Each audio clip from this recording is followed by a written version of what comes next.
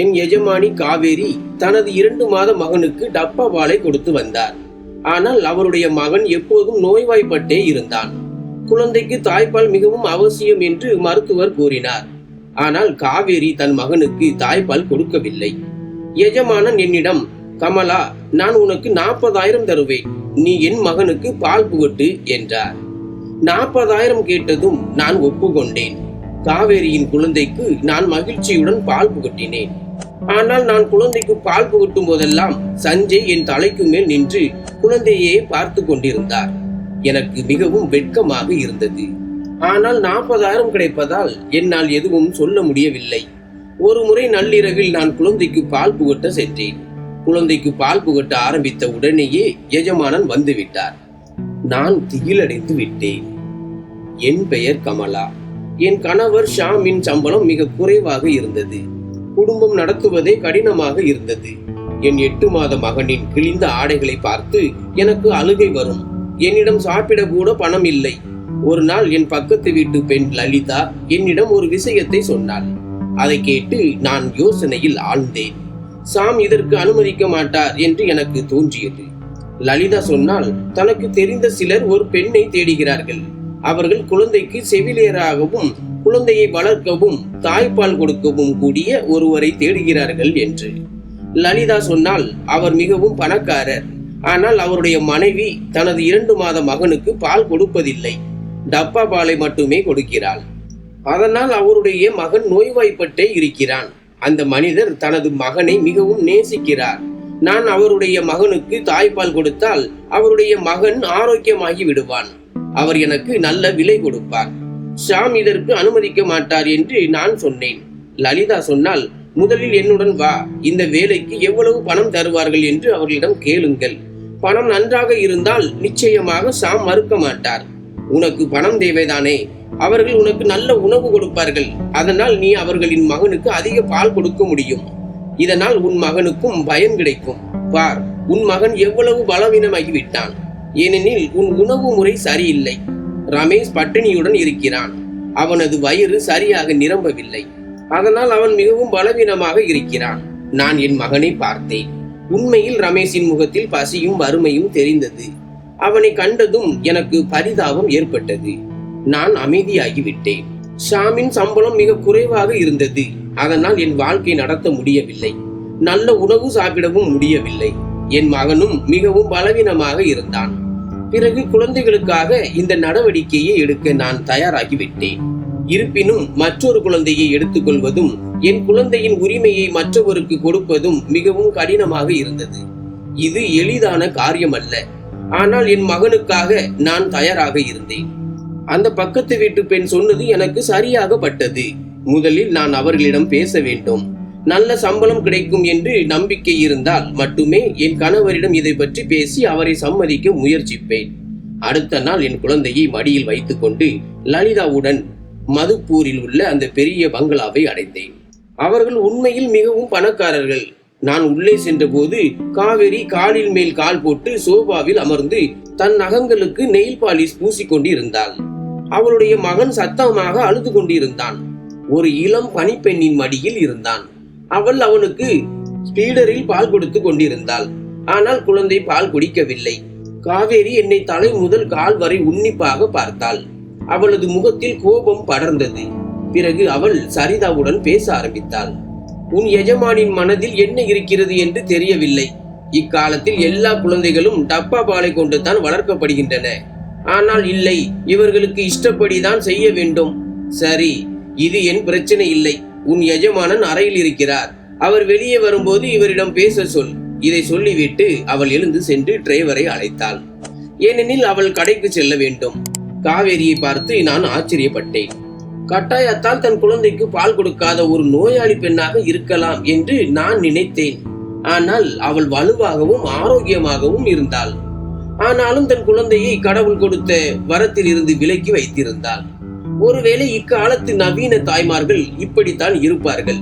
தங்கள் குழந்தைகளை வேலைக்காரர்களிடம் ஒப்படைத்து வேலைக்காரர்களை கொண்டே வளர்ப்பார்கள். குழந்தைகளை நெஞ்சோடு அணைப்பதற்கு பதிலாக வேலைக்காரர்களின் கைகளில் ஒப்படைப்பார்கள். நான் ஒரு ஆழ்ந்த பெருமூச்சு விட்டேன். காலத்தின் விளையாட்டு இது.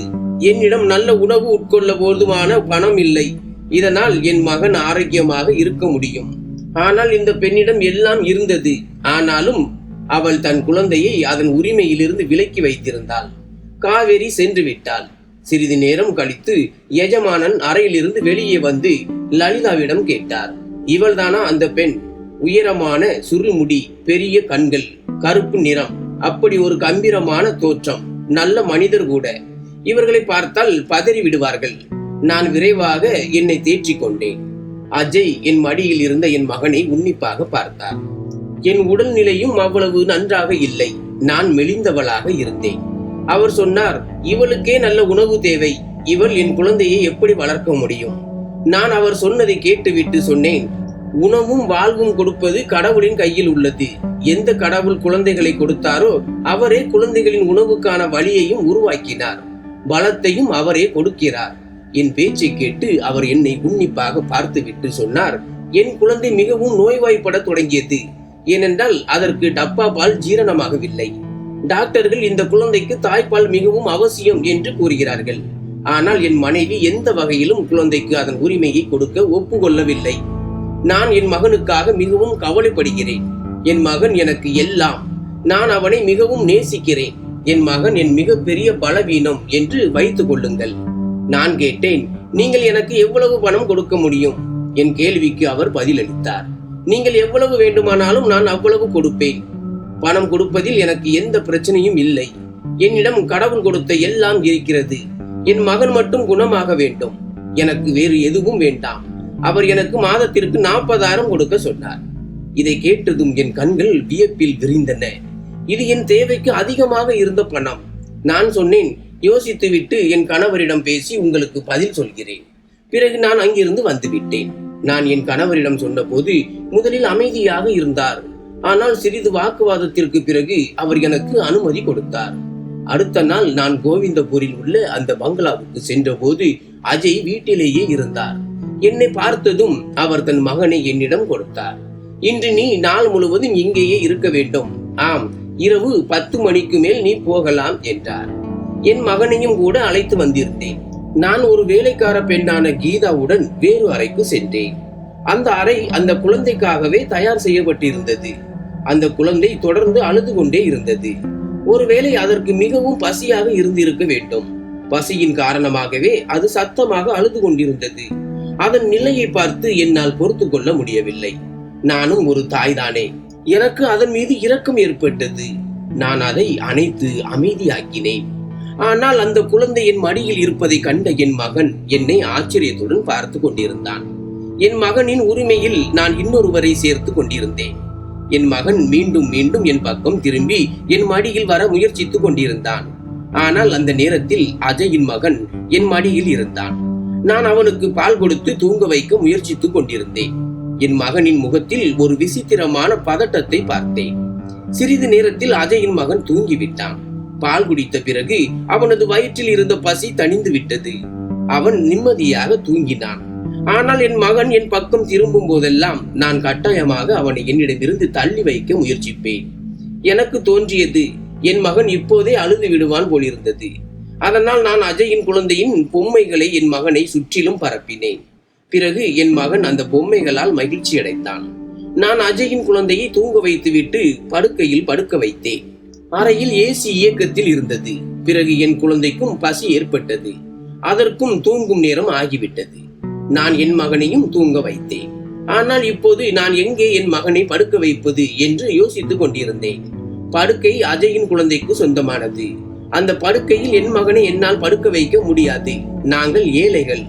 எங்களுக்கு அவ்வளவு வசதி இல்லை.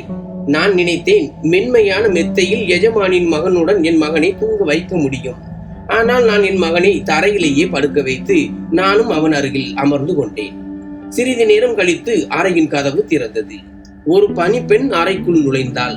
அவள் கையில் ஒரு கிளாஸ் பால் இருந்தது. அவள் பால் கிளாஸை என் கையில் கொடுத்தாள். நான் அவளை வியப்புடன் பார்த்தேன்.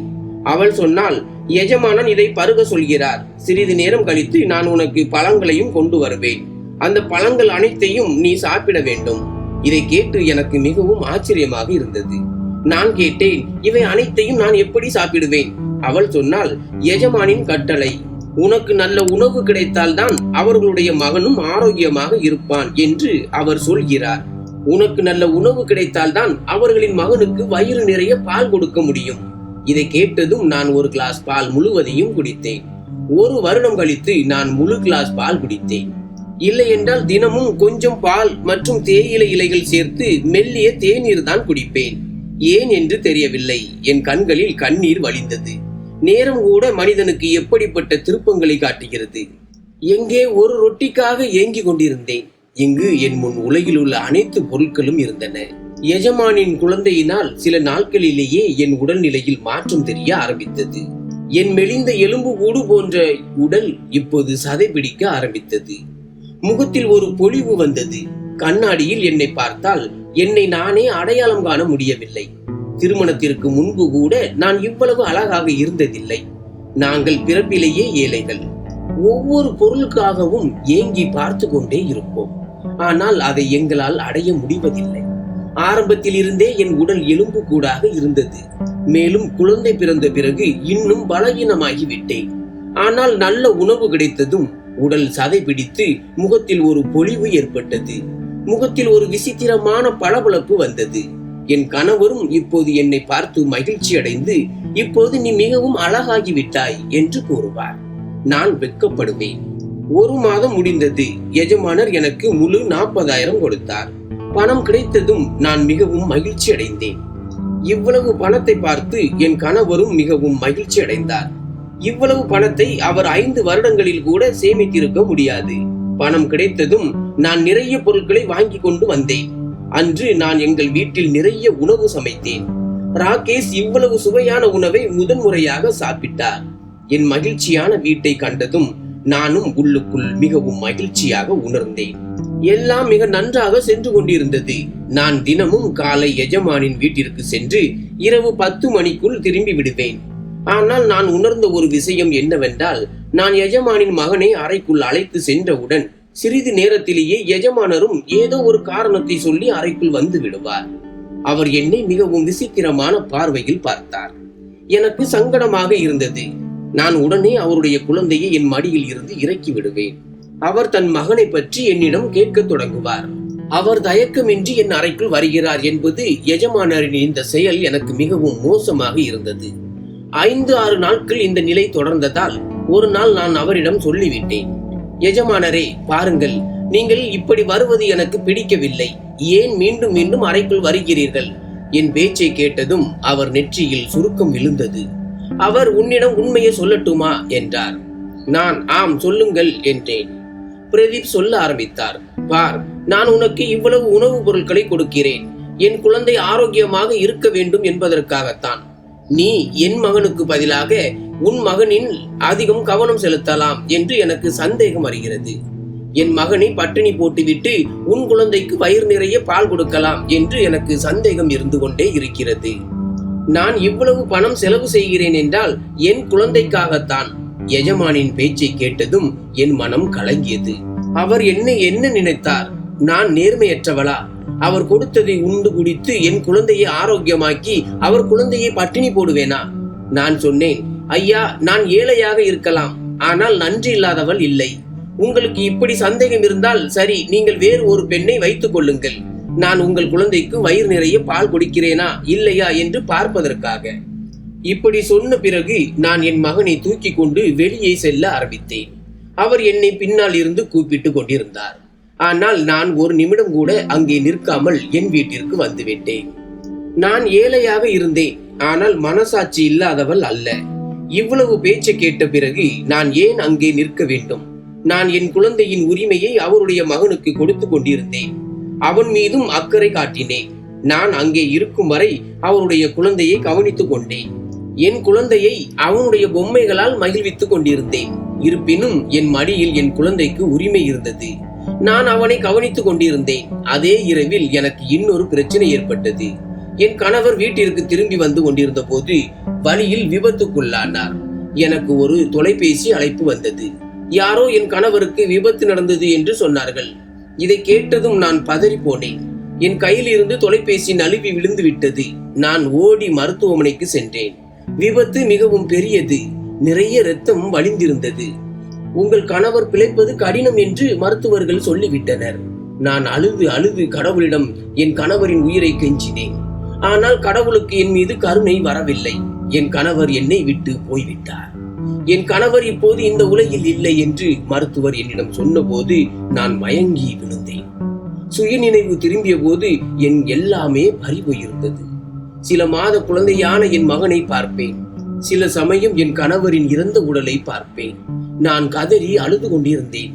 என்ன செய்வது என்று புரியவில்லை. என் கணவரின் பிரேத பரிசோதனை எப்போது நடந்தது, அவர் எப்போது வீட்டிற்கு அழைத்து செல்லப்பட்டார் என்று எனக்கு எந்த நினைவும் இல்லை. என் உலகம் முழுவதுமே பறிபோயிருந்தது. என் வீட்டில் மக்கள் கூட்டம் கூடியிருந்தது. என் கணவரின் இறுதிச் சடங்கு நடைபெற்றது. அந்த இரவு முழுவதையும் அழுது கொண்டே கழித்தேன். அதே சமயம் என் மகனுக்கு தன் தந்தை அவனை இந்த உலகில் தனியாக விட்டு சென்று விட்டார் என்பது தெரியவில்லை. யார் என்னையும் என் குழந்தையும் பார்த்தாலும், நீ இன்னும் இளமையாக இருக்கிறாய், உன் கூட அந்த அப்பாவி குழந்தை இருக்கிறது, உன் எதிர்கால வாழ்க்கை எப்படி செல்லும், உன் கணவர் இந்த இளமையிலேயே உன்னை தனியாக விட்டுவிட்டு உலகை விட்டு போய்விட்டார் என்றுதான் சொல்வார்கள். மக்களின் கேள்விகளாலும் விசித்திரமான பார்வைகளாலும் நான் மனமுடைந்து போயிருந்தேன். நான் துக்கத்துடன் அமர்ந்திருந்தேன். அடுத்த நாள் எங்கள் வீட்டின் வாசலில் ஒரு பெரிய கார் வந்து நின்றது. தெரு குழந்தைகள் அந்த காரை பின்தொடர்ந்து ஓடி வந்தார்கள். எல்லோரும் கண்களை அகல விரித்து அந்த பெரிய காரை பார்த்து கொண்டிருந்தார்கள். கடைசியாக எங்கள் சிறிய குடியிருப்பில் இந்த பெரிய கார் எங்கிருந்து வந்தது? அப்போது எங்கள் வீட்டின் கதவு திறந்தது. என் எஜமானர் வீட்டிற்குள் நுழைந்தார். கிராமத்து பெண்கள் வாயை பிளந்து அவரை பார்த்து கொண்டிருந்தனர். அதே சமயம் எஜமானர் அனைவரையும் பொருட்படுத்தாமல் என் அருகில் வந்தார். சூழ்நிலையின் ஆபத்தை அவர் உணர்ந்து விட்டார். என் கணவர் நேற்று இரவு விபத்தில் இறந்து விட்டார் என்ற செய்தியும் அவருக்கு கிடைத்திருந்தது. என் கணவரின் மரணத்திற்காக எஜமானர் வருத்தம் தெரிவித்தார். நான் கதறி அழுது கொண்டிருந்தேன். அப்போது எஜமானர், கவலைப்படாதே, எல்லாம் சரியாகிவிடும். உண்மையில் நான் உனக்கு சொல்ல வந்த விஷயம் என்னவென்றால், என் மகனின் உடல்நிலை மிகவும் மோசமாக உள்ளது. அவன் இப்போது வேலைக்காரியிடம் கூட நிம்மதியாக இல்லை. அழுது கொண்டே இருக்கிறான். உன்னுடைய மடிக்கு அவன் பழகிவிட்டான். நேற்று முதல் அவன் எதுவும் சாப்பிடவில்லை, குடிக்கவும் இல்லை. என் மகனின் நிலை மிகவும் மோசமாக உள்ளது. நான் உன்னிடம் கைகூப்பி வேண்டுகிறேன், நீ திரும்பி வா. என் தவறுக்கு நான் மன்னிப்பு கேட்கிறேன். இனி உன்னுடன் ஒருபோதும் தவறாக நடந்து கொள்ள மாட்டேன். அன்று நான் என் குழந்தையை பற்றி சற்று உணர்ச்சி வசப்பட்டு விட்டேன். ஏனென்றால் எந்த குழந்தையின் உண்மையான தாயும் அதன் உண்மையான தாயாக இருக்க முடியவில்லையோ, அப்போது வெறும் பால் கொடுத்த பெண்ணை நான் எப்படி நம்ப முடியும்? எஜமானின் பேச்சை கேட்டதும் அவரும் தன்னிடத்தில் சரியாகவே இருந்தார் என்று எனக்கு புரிந்தது. அவர் என் கைகளில் சில பணத்தை வைத்துவிட்டு அங்கிருந்து கிளம்பிவிட்டார். என் கணவர் இறந்து விட்டார்.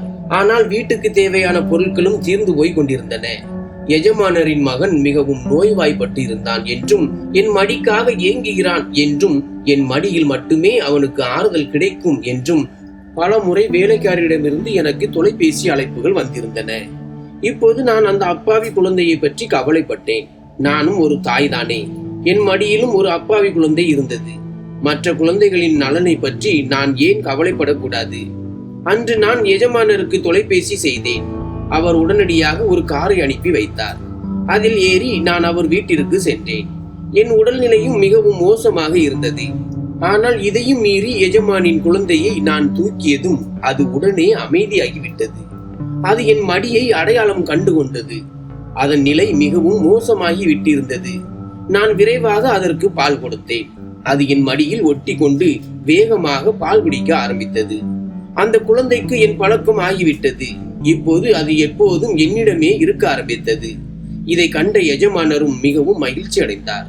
பிறகு ஒரு நாள் அவர் என்னிடம் வந்து, நீ சரி என்று நினைத்தால் இங்கேயே தங்கிவிடு. நான் உனக்கு ஒரு குடியிருப்பை காலி செய்து தருகிறேன். எப்படியும் இப்போது இந்த உலகில் உனக்கு யாரும் இல்லை. இரவு தனியாக வீட்டிற்கு சென்று காலையில் திரும்பி வருவதை விட இங்கேயே இருப்பது நல்லது என்றார். எஜமானின் பேச்சும் எனக்கு சரியாகப்பட்டது. கடைசியில் அந்த வீட்டில் எனக்கு யார் இருந்தார்? தினமும் இரவு அங்கிருந்து செல்வதும் காலையில் அவசரமாக திரும்புவதும் எனக்கு மிகவும் கடினமாக இருந்தது. பிறகு நான் எஜமானரின் பேச்சை கேட்டுக்கொண்டேன். இப்போது எஜமானரின் நடத்தை என் மகனுடன் மிகவும் நன்றாக இருந்தது. அவர் என் மகனையும் மிக நன்றாக கவனித்துக் கொண்டார். தன் மகனுக்காக எதை வாங்கினாலும் அதையே என் மகனுக்காகவும் வாங்குவார். அதே சமயம் எஜமானிக்கு தன் மகன் மீது எந்த அக்கறையும் இல்லை. அவள் எப்போதும் ஷாப்பிங், நண்பர்களுடன் பார்ட்டிகளில் பிஸியாக இருந்தாள். பல முறை அவள் தன் நண்பர்களுடன் தனியாக வெளிநாடுகளுக்கு சென்று விடுவாள். தன் மகன் எந்த நிலையில் இருக்கிறான் என்பதை பற்றி அவளுக்கு சிறிதும் கவலை இல்லை. என் கணவரை நினைத்து நான் சில சமயங்களில் மிகவும் சோகமாகி விடுவேன். என் மகனும் தன் அப்பாவை நினைத்து அழுது கொண்டே இருப்பான். இப்போது அவன் அடிக்கடி நோய்வாய்ப்படவும் ஆரம்பித்தான். ஒரு நாள் எஜமானின் மகன் உடல்நிலை திடீரென்று மிகவும் மோசமாகியது. அவனுக்கு அதிக காய்ச்சல் இருந்தது. குழந்தைக்கு மருந்து கொடுத்த பிறகு நான் குவார்டர்ஸ்க்கு செல்ல ஆரம்பித்த போது எஜமானர், இன்று நீ இங்கேயே தங்கிவிடு, என் மகன் அறையிலேயே தூங்கு, இன்று அவனுக்கு அதிக காய்ச்சல் இருக்கிறது, உன்னிடம் மட்டுமே நிம்மதியாக தூங்க முடியும் என்றார். கட்டாயமாக நான் அங்கேயே தங்க நேர்ந்தது. நள்ளிரவில் எஜமானின் மகன் அதிக காய்ச்சல் காரணமாக விழித்துக் கொண்டான். நான் அவனது தலையில் குளிர்ந்த நீரில் நனைந்த துணியை போட்டு மருந்து கொடுத்தேன். சிறிது நேரத்திலேயே அவனது காய்ச்சல் குறைந்து விட்டது. இப்போது அவனுக்கு பசியும் எடுத்தது. நான் அவனுக்கு பால் கொடுக்க ஆரம்பித்தேன். ஆனால் அப்போது எஜமானர் அறைக்குள் வந்தார். நான் என் கவனத்தில் அமர்ந்திருந்தேன். ஆனால் காலடி சத்தம் கேட்டதும் பதறி போய் எஜமானின் மகனை என்னிடமிருந்து விலக்க ஆரம்பித்தேன். அவன் தூங்கிவிட்டான். அவனது உடல்நிலையும் ஓரளவுக்கு நன்றாக இருந்தது. என் பதட்டத்தை பார்த்த எஜமானர் என் முன் நாற்காலியை இழுத்து போட்டு அமர்ந்தார். பிறகு அவர் சொன்னதை கேட்டு என் காலடியில் இருந்த நிலமே சரிந்து விட்டது. அவர் சொல்ல ஆரம்பித்தார், பார், நான் சொல்ல போவதை கவனமாக கேள். நான் ஒரு பெண்ணை மணக்க விரும்பினேன். அவள் உலக விஷயங்களை மட்டுமல்லாமல் வீட்டை நிர்வகித்து என் வருங்கால குழந்தையையும் கவனித்து நல்ல முறையில் வளர்க்கவும் வேண்டும். ஆனால் நான் மணந்த பெண்ணுக்கு அப்படி எந்த குணமும் இல்லை. அதனால் என் மகனின் உடல்நிலை சற்று சரியாகியதும் நீ என்னை மணந்து கொள்ள வேண்டும் என்று நான் விரும்புகிறேன். நீ என் மகனை மிக நன்றாக கவனித்துக் கொள்கிறாய். என் குழந்தையும் உன்னுடன் நன்றாக பழகிவிட்டது. நான் உனக்கு அவனது தாயின் இடத்தை கொடுக்க விரும்புகிறேன். எஜமானரின் இந்த வார்த்தைகளை கேட்டதும் என் முகம் வெளிரி போனது.